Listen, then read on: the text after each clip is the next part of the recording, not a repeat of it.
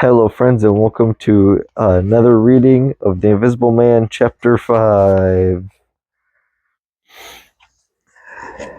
The facts of the, the facts of the burglary at the Vincarge came to us chiefly through the medium of the vicar and his wife. It occurred in the small hour of the of it occurred in the small hour of Whitmonday. The day devoted to imping to the club festivals. Mrs. Bunting, it seemed, woke up suddenly in the stillness that comes before the dawn, with the strong impression that the door of their bedroom had opened and closed. She did not accuse her husband at first, but sat up in bed listening. She then distinctly heard the pad of bare feet coming out of the adjoining dressing room and walking along the passage towards the staircase. As soon as she felt assured of this, she aroused the Rev. Mrs. Bunting as quietly as possible. He did not strike a light, but putting on his spectacles, her dressing gown, and his bath slippers, he went out on the landing to listen. He heard distinctly a fumbling going on in his study desk downstairs, and then a violent sneeze.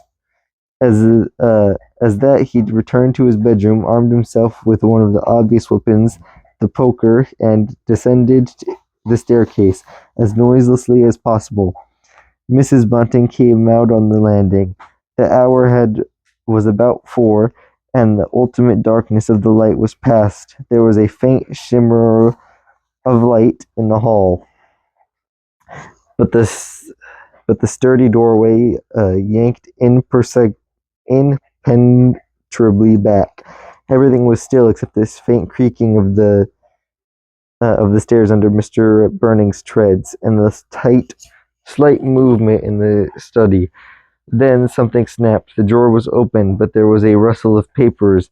Then came an imprecation, and a match was struck, and the study was flooded with yellow light. Mr. Bunting was down the hall, and through the crack of the door he could see the desk and the open drawer, and a candle burning on the desk. But the robber he could not see. He stood there in the hall, undecided what to do, and Mrs. Bunting, her face white and intent, crept slowly downstairs after him. One thing kept up Miss Bunting's courage: the persuasion that this burglar was a resident in the village. They heard the chink of money, and then realized that the robber had found the housekeeping reserve of gold, £2, 10.5 sovereigns altogether. At that sound, Mrs. Bunting was nerved to abrupt action. Gripping the poker firmly, he rushed into the room, closely followed by Mrs. Bunting. "Surrender!" cried Mr. Bunting fiercely, and then stopped amazed. Apparently the room was perfectly empty, yet their conviction that they had, the very moment, heard somebody moving in the room, had amounted to a certain fall for half a minute. Perhaps they stood gasping. Then Mrs. Bunting went across the room and looked behind the screen, while Mr. Bunting, by a kindred impulse, peered under the desk. Then Mrs. Bunting turned back the window curtains, and Mrs. Bunting looked up the chimney, and probed it with the poker.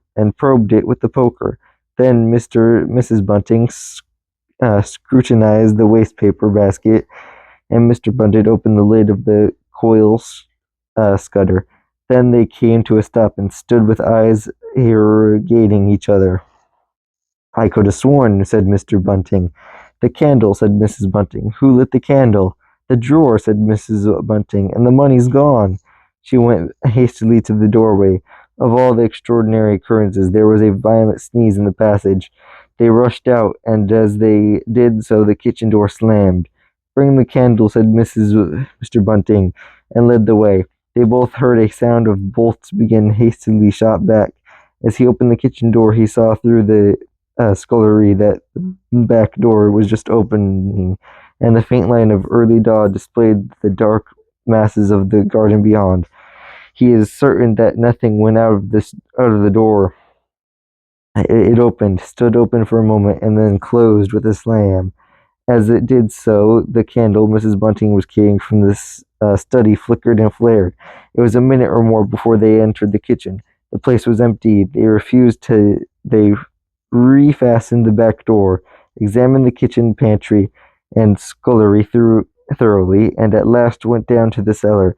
There was no soul to be found in the house. Search as they would, daylight found the vicar and his wife, a quaintly consumed little couple, still marveling about on their own ground floor by the unnecessary light of a guttering candle. And that's the end of chapter 5. So, friends, thanks for watching. Tune in tomorrow for chapter 6. Like, comment, subscribe, hit the notification bell, and don't forget to help us by subscribing to our YouTube. Thank you for watching. Bye.